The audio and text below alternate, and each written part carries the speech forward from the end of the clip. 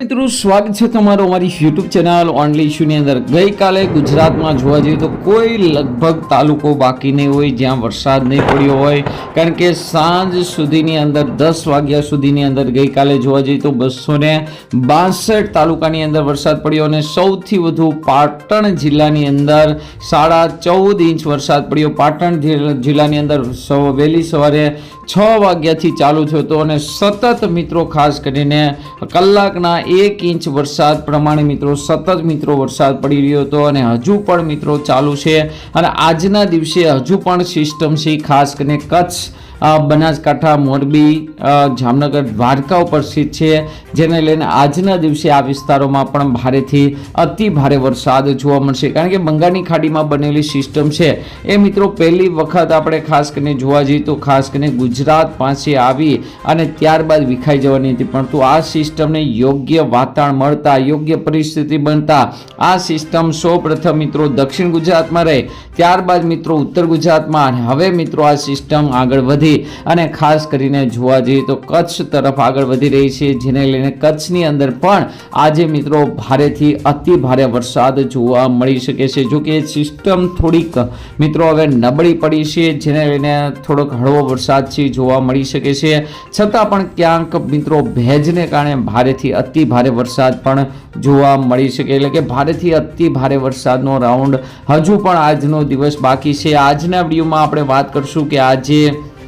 કયા કયા જિલ્લાની અંદર ભારેથી અતિ ભારે વરસાદ જોવા મળવાનો છે તેને લઈને જ મિત્રો આજના વિડીયોમાં આપણે વાત કરવાના છે। સાથે આગામી 15 દિવસ ગુજરાત માટે વરસાદને લઈને કેવા રહેશે, વરાપને લઈને, પવનની ઝડપને લઈને, તેમજ મિત્રો બીજી સિસ્ટમ આવી રહી છે, તો આ બીજી સિસ્ટમમાં ગુજરાતમાં ક્યારે વરસાદ પડશે તેને લઈને જ આજના વિડીયોમાં આપણે વાત કરશું। તો આ વિડીયોને અંત સુધી જોજો, તેમજ મારી યુટ્યુબ ચેનલ ઓનલી ઇશ્યુ પર આપ નવા હો તો ચેનલને સબસ્ક્રાઇબ કરી દેજો, તેમજ મિત્રો આ વિડીયોને લાઈક કરી દેજો।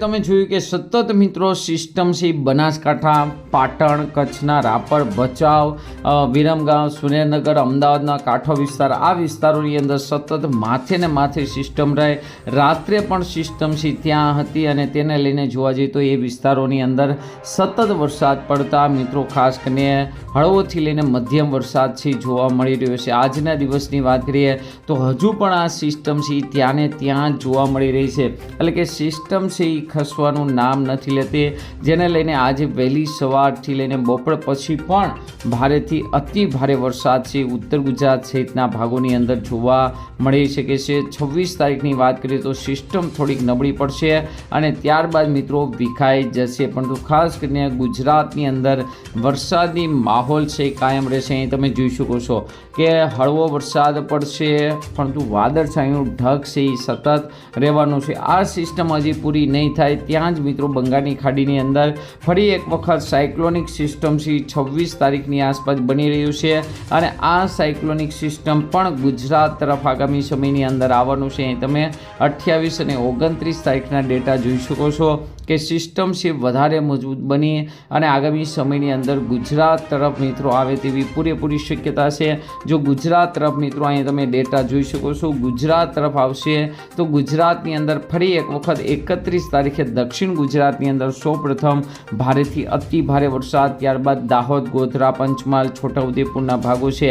હાલ મિત્રો જોવા જઈએ તો ઘણા લોકોની કોમેન્ટ આવે છે કે આ વિસ્તારમાં હજુ પણ જોઈએ એવો વરસાદ છે જોવા નથી મળ્યો, તો ખાસ કરીને જોવા જઈએ તો 31 પહેલી તારીખની જે સિસ્ટમ આવી રહી છે આ સિસ્ટમને કારણે ગુજરાતની અંદર ખાસ કરીને મધ્ય ગુજરાત, દાહોદ, ગોધરા, પંચમહાલ, આણંદ, વડોદરા છે, વડોદરાનો કેટલોક ભાગ છે, આ ભાગોની અંદર પણ ભારેથી અતિ ભારે વરસાદ છે જોવા મળી શકે। એટલે ફરી એક વખત 31 પહેલી, બીજી, ત્રીજી તારીખે પણ વરસાદી માહોલ જોવા મળી શકે છે। ત્યારબાદ મિત્રો બંગાળની ખાડીની અંદર ફરી એક વખત સિસ્ટમ બની રહી છે, પરંતુ આ સિસ્ટમ છે એ હવે મિત્રો હિમાલય તરફ ગતિ કરશે, કારણ કે વરસાદની ધરી છે તમે જોઈ શકો છો હવે જે 3-4 તારીખ પછી હિમાલય તરફ સરકી જશે, જેને લઈને ફરી એક વખત હિમાલયની ગુજરાતની અંદર 2-3 વરસાદના રાઉન્ડ આવશે, ત્યારબાદ વરસાદની ધરી છે એ ફરી એક વખત ગુજરાત તરફ આવશે. આમ 15-15થી 20 દિવસના વરસાદી રાઉન્ડ છે એ સતત મિત્રો આ વર્ષે ચાલુ રહે તેવી મિત્રો હાલ શક્યતા જોવા મળી રહી છે. ખાસ કરીને આજના વિડીયોમાં આપણે જોવાના છીએ કે આજે મિત્રો કયા જિલ્લાની અંદર ભારેથી અતિ ભારે વરસાદ જોવા મળશે. સૌપ્રથમ આપણે તેની જ વાત મિત્રો કરી દેવી જેથી તમને વધુ ખ્યાલ આવે.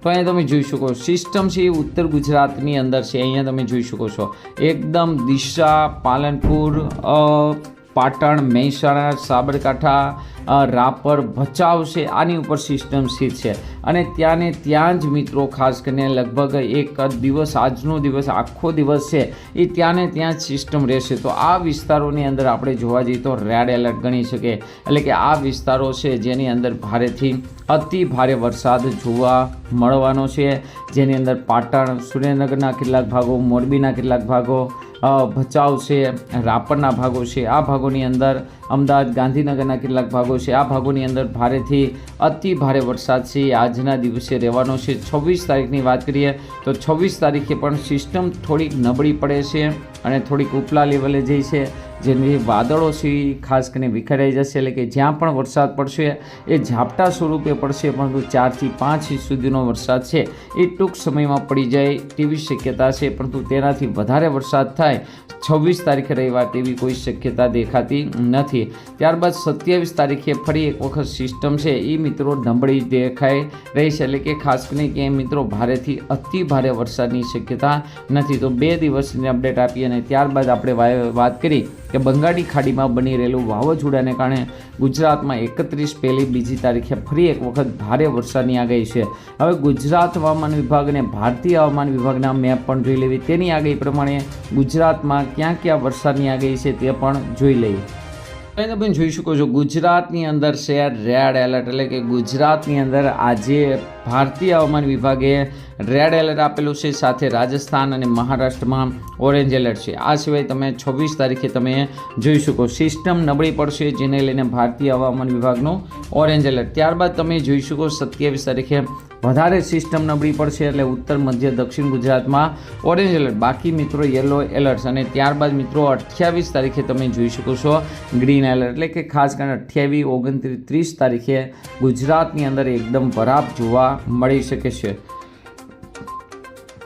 હાલ મિત્રો ભારેથી અતિ ભારે વરસાદ આવી રહ્યો છે, તેનું આપણે કારણ પણ જણાવ્યું કે સિસ્ટમ છે મિત્રો ખાસ કરીને નથી આગળ વધી શકતી, નથી રાજસ્થાન તરફ જઈ શકતી અને અરબી સમુદ્રમાંથી સતત તેમને ભેજ મળી રહ્યો છે, જેને લઈને ગુજરાતની અંદર ભારેથી અતિ ભારે વરસાદ છે જોવા મળી રહ્યો છે. છતાં પણ આપણે મિત્રો 25 તારીખની વાત કરીએ તો સુરેન્દ્રનગર, મહેસાણા છે, સાબરકાંઠા છે, અમદાવાદ છે, ખેડા છે, પંચમહાલ છે, અરવલ્લી છે, પાટણ છે, બનાસકાંઠા, વાવ, થરાદ છે, તેમજ ખાસ કરીને રાપર અને ભચાઉનો એરિયો છે, મોરબી છે, તો આ વિસ્તારોની અંદર અમદાવાદ છે, તો આ વિસ્તારોની અંદર આજે મિત્રો રેડ એલર્ટ આપણે ગણવું, આ વિસ્તારોની અંદર ભારેથી અતિ ભારે વરસાદ જોવા મળી શકે છે. એટલું જ નહીં, રાજકોટ, અમરેલી, ભાવનગર, બોટાદ, ભરૂચ, વડોદરા, છોટાઉદેપુર, નર્મદા અને દાહોદ જિલ્લાની અંદર પણ ઓરેન્જ એલર્ટ છે, એટલે કે ભારેથી અતિ ભારે વરસાદ પડી શકે છે. બાકી ગઈકાલે પડ્યો તેમ ગુજરાતના તમામ તાલુકાની અંદર વરસાદને લઈને આગાહી કરવામાં આવી છે. આ સિવાય 26 તારીખે વાત કરી તો આપણે વાત કરી તેમ કે સિસ્ટમ હજુ પણ ગુજરાત ઉપર છે અને એ પણ ઉત્તર ગુજરાત ઉપર છે.